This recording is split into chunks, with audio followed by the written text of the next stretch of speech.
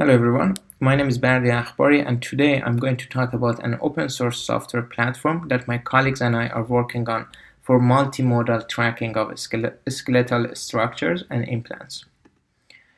To start, I give you an overview of why we need such a software and how this open source platform can help us to develop novel methodologies and further down improve the computer-assisted navigation strategies.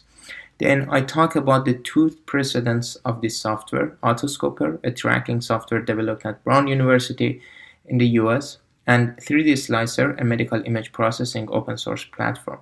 I talk about how SlicerAutoscoperM will work and some future potentials of this work.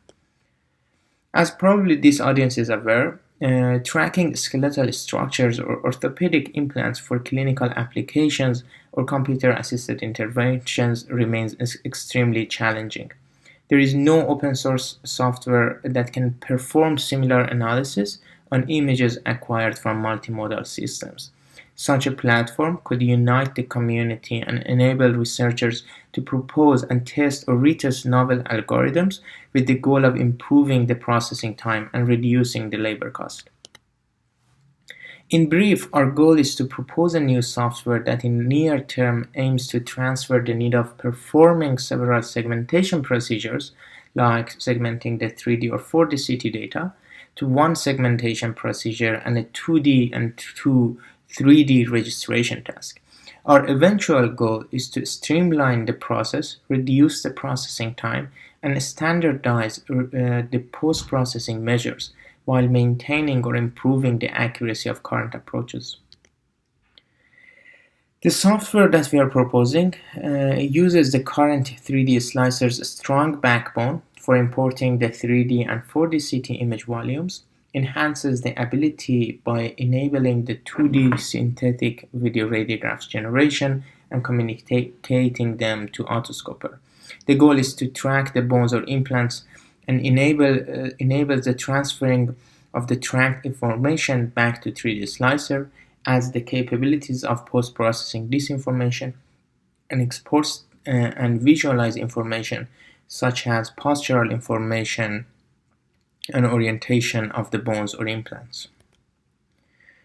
I give you more details on Autoscoper in this talk because 3D Slicer is widely used and you're probably aware of it. Autoscoper is mostly used in biomechanics field and not the computer-assisted intervention. Autoscoper is a 2D dimensional to 3-dimensional image registration software, and it is a tool to investigate the intra-articular joint motion during static or dynamic tasks. And Autoscoper was designed to fill the need of processing the videoradiography data and to track the bones and implants inside them. Autoscoper is an open source program and its code is accessible to everyone and it's written in C++ with plugins available for MATLAB communication. As an example of some of the data that Autoscoper can work with is our wrist biplanar videoradiography study, which we performed as a setup that you see here. In this method, we capture two X-ray images of the wrist while the subjects move their wrist in the field of view. We performed this experiment at the facility at Brown University, and here you see the two X-ray sources and the capture rate of 200 Hz. What Autoscoper does is basically reads the video radiographs, for example, radiographs of a hand from multiple different X-ray sources, and uses the 3D image volumes of each bone or implant and registers them to the two-dimensional views. Since Autoscoper uses the calibrated system information, these projections are also aware of the 3D posture, so we can understand how the tracked bones and objects move in the space. Knowing the postures of the bones, we can calculate some kinematics and relationships behavior. Autoscoper is also able to handle implant and surface models. So as an example, I'm showing a total resortoplasty study here. The major advantage is we can look at the contact pattern continuously and with high resolution. Let's briefly talk about 3D Slicer. 3D Slicer can be used for a plethora of reasons, but one of them that can directly be used for Autoscoper is to segment the CT images. You see the radius bone here, and the slices were shown, and we can create and segment these bones and create density-based segmented images for them.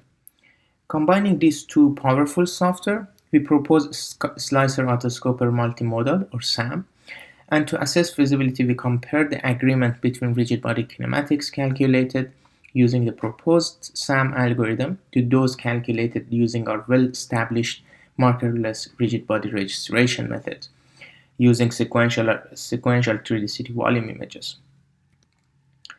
The radius, first metacarpal and third metacarpals were segmented for one of the neutral position CT scans, and we tracked them across 11 additional positions using the markerless rigid body method.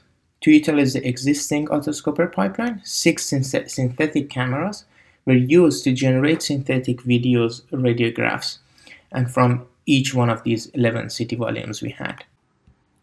The synthetic video radiographs were generated using automatic density value thresholding, the morphological operators, and boundary features.